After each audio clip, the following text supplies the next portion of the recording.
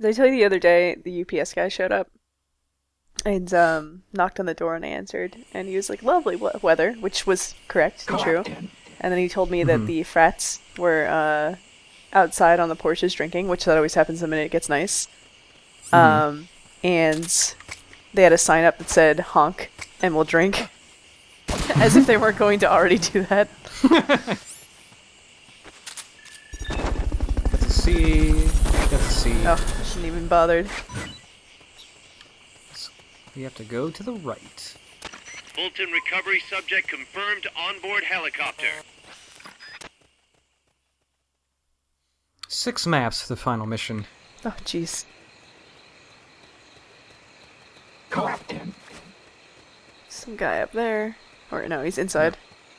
Dude over there. What was that noise? Worthless.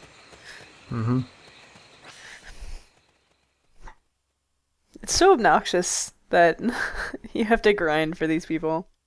It should just be like a scaling up. I just kind of wish that there were some harder, like these missions should be A and S rank Wonderlands, but it's usually like 2 dudes in each mission that are good out of like 20.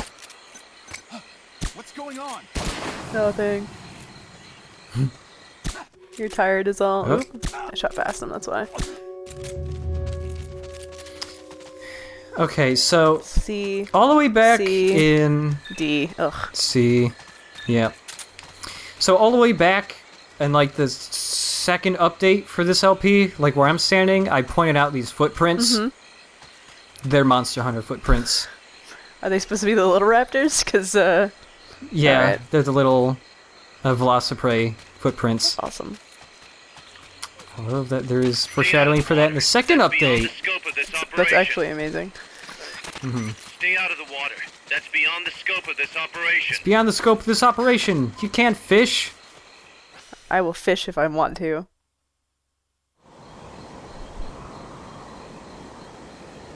It's my trank. Collecting. 2 dudes now. Nice. S in medicine. Nice. C in cooking. Ugh. This man, however, is fabulous. I must have you. Oh, design spec. You must join my team. PTRD 1941. That's the other anti-tank rifle, and also the better of the 2. Good to have. I already knocked him out when we were on the other side. Yep. I was like, wait, were we just here? What? I was really confused. Does that guy suck? Yes, he sucks. Oh! That was the softest lob for that, that grenade ever. I like that I've discovered you can just shoot them twice. As long as you're not hitting their helmet, actually. It's better if you just get their body. Yep, it's better just for body shots instead of actually shooting them.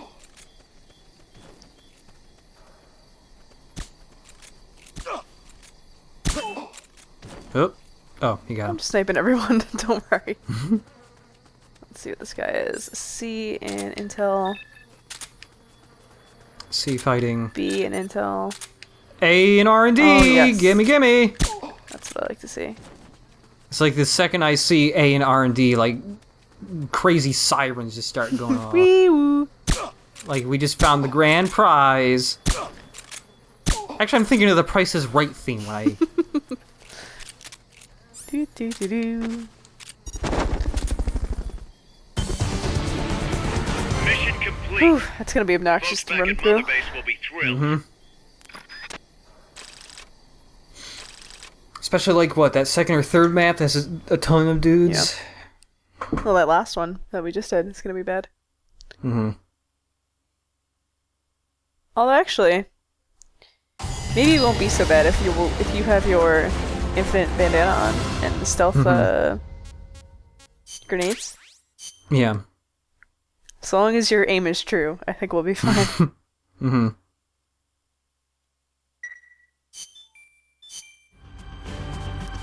Now I will take a look at the PTRD.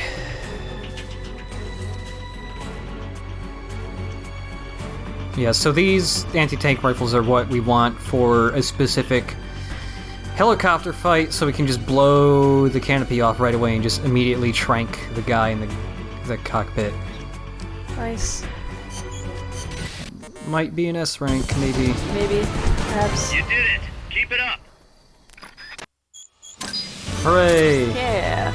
And since we S-ranked all 5 of the stealth missions, you unlock the stealth camouflage. Rank 5. Yep. Can't get it if you just S-rank the final one. You gotta S-rank all of them. Every month, Mother Base throws a party for all the soldiers whose birthdays fall in that month. There is something strange about a military organization having parties. Really though, it is just an excuse to drink and make noise. It is not easy to get alcohol on a fortress in the middle of the ocean. Most days they are training from dawn till dusk. They do not have time for things like drinking. That is why Snake and Miller came up with the idea, to give everyone a chance to let loose. Obviously, a bunch of boors like that are not going to bother with blowing out candles on a cake. Rather, they sit there in a cloud of cigarette smoke, drink beer, eat meat, tell tasteless jokes, and swap crude insults about one another's hometowns. But it hardly ever breaks out into something serious. They talk up a storm, but they're just having fun. It is funny. You have got members of FSLN rubbing shoulders with the UCLAs, people who once would have considered the other mortal enemies. I wonder if that is what makes Big Boss so popular. In leaving their countries behind, they leave their hatred for other countries too. Miller seemed a little protective of me. Hope they're not being too crude, he said. But soon enough, he too was drunk. He yelled, "Come here and take a look at the real Kazuhira Miller," then dropped his pants and mooned everybody. The other soldiers burst out laughing. I have never seen such a crude, ridiculous party before. And yet, all these people, laughing and acting the fool. Is this what they call peace? For some reason, I began to think about all that has happened since I came here. Fishing with Chico, cooking with Amanda and Cecile, playing soccer, having visitors when I caught a cold. When I stop and think about it, my time here has been the most peaceful of my life. But that is about to end. I cannot imagine he will be willing to negotiate. It seems I am to fight the legendary Big Boss. I do not know if I'll be able to beat him, but if I have to choose between death and defying Cypher, I will gladly choose death. The thought of dying does not scare me, but if I disobey my orders, the fear and despair awaiting me will be far worse than anything I can imagine. It was Cypher who took me in as an orphan, gave me food and a place to live. His orders may have been unreasonable, but I will never repay my debt entirely. It seems I have no choice. I must fight this man. I must fight Snake. Do you know Miller, Snake's right-hand man? Apparently has got at least one serious weakness. He is an insatiable womanizer. He does not bother me, most likely because he considers teenagers off-limits. But he has hit on every single one of the few female soldiers here at Mother Base. They ought to be telling him where to stick it, but end up falling for it so easily. I think some of it stems from the fact that he is actually not that bad looking. Anyway, today, that nasty habit got him in trouble. He and Snake got into one of their rare fights, and I was there to see it. They burst out of the showers, completely naked, trading punches. I am no child. The sight of a naked man does not make me blush, but this was something else. "Maybe this'll teach you," Snake yelled as he slammed his fists into Miller's chest. I heard later that apparently he had been two-timing someone, and that same someone had gone to Snake with her troubles. As I see it, it is her own fault for letting herself be deceived like that. If she is too dumb to see through Miller's lies, then she got what she deserved. But this was not the first time it had happened, or the second, and Snake read Miller the riot act. Miller argued back, and what began as a shouting match turned into a fist fight. "You son of a bitch," Miller yelled as he swung. "Not bad," said Snake, smiling, "but not good enough." And then he was back on the offensive. They had already been at it pretty hard in the showers, and their bodies were covered with bruises. Both of these men had been trained for war, their bodies deadly weapons. They were each bleeding from a dozen places. All this from a fist fight. Even so, it was far less gruesome than if they had given it their all. It was obvious that one of them would be dead were they fighting for real. Miller took another swing, yelling, "Try this then!" Snake parried, then responded in kind, but I could tell he was not aiming for anything vital. "You are one tough bastard, boss," Miller muttered. A smile crept across his face as he caught his breath. And then they went right on fighting. Blood and sweat flew off their glistening bodies. It was combat without hatred or hostile intent. I had never seen violence like this before. And yet, it was more than just a friendly tussle. They were utilizing every technique they knew. It was not a sporting match. They were not playing by the rules. How could they keep this up? At last, the two men tired themselves out, and the bizarre scene came to an end. They looked at each other's battered bodies, and then burst out laughing, embracing and congratulating each other on a good fight. It all seemed so idiotic. I still cannot fathom such behavior. But somehow, I got the sense that for all his womanizing, Miller really only trusted one person, and that was Snake. There was no way I could ever come between the two of them, and at that thought, I began to feel as if I had lost. All of Mother Base is preparing for a festival. Since Snake and his soldiers spend so much time fighting, they are setting aside one day a year for peace and relaxation. I do not know all the details, but apparently that is what Snake and Miller decided. These soldiers love the idea, of course. There is so little fun to be had here that everybody looks forward to events like these. That is all well and good, but somehow I got roped into getting on stage. "Come on, we even both have peace in our names," said Miller. "And Zadarnov, that old Ruski's name, has something to do with peace too, right? Hey, as long as we're having a day of peace, we ought to get an act together. The Three-Piece Band." I thought he was joking.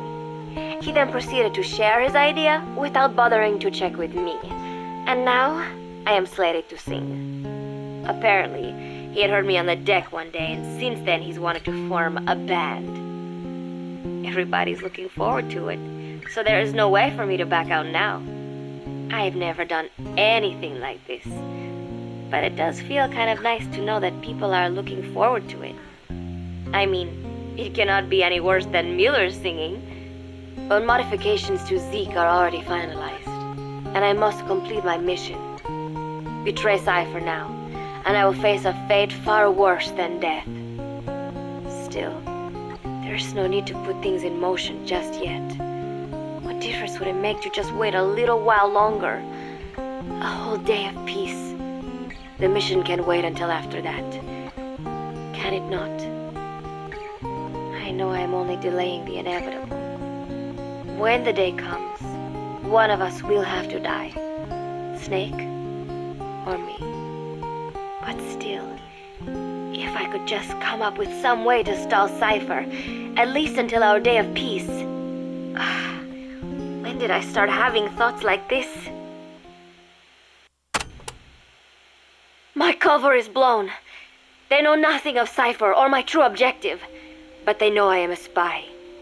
There is no more time left. I must act now. I must complete my mission. How did it come to this? All I wanted was 3 more days. Just 3. Miller's already finished writing the song. It is called Love Deterrent. It is about a girl who cannot express her true feelings. I have been practicing. I am no pro, but I was pretty sure I would do a decent job. And now this. Cypher found out that Zeke was complete. He must have someone inside Mother Base besides me. spinning his tightly wound web of control, leaving no room for individual will. Typical. When they found out Zeke was complete, I was ordered to execute the operation immediately. If I was going to enjoy just one day of peace, I had to ensure the plan could not move forward. I tried to sabotage Zeke. I thought by damaging the drive system, they would have no choice but to delay their plans. I waited until midnight, and then snuck into the hangar. There would be trouble if it looked like sabotage. I selected one of the drive system's load-bearing parts and carefully worked to warp its shape. The leg's drive system requires a high degree of precision to operate. Even the smallest deviation would have done it. Then, Chico walked in. Maybe it was one of those nights where he could not sleep. In any case, he saw me, panicked, and took off running. It would have been easy to kill him, but I could not. I know he likes me. It is not as if I would ever have an interest in a child like him, but I could not pull the trigger. Not at him, not in the back. Will he tell them? Or is there a chance he will keep it a secret? Protect me? No. He knows now. Knows I am not who he thought I was. He ran without even questioning what I was doing. There is no chance he does not know. And soon, all I have built here will end. And if Cypher has another agent among them, if he finds out I tried to sabotage Zeke, this place will no longer be my heaven. Then it is settled. I make my move now. Chico walked in before my sabotage was complete, so Zeke should still be operational. It might not run at full speed or power, but I do not have time to fix that.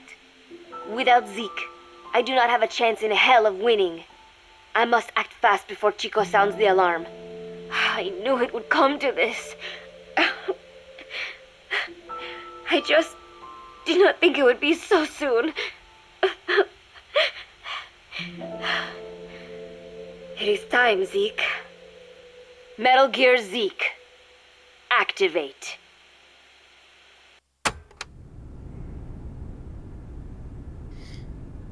So yeah, that's all of Paz's tapes, and now you know what was going on with her, what was up with the song. There's only one tape left, and you unlock it when you beat all the missions.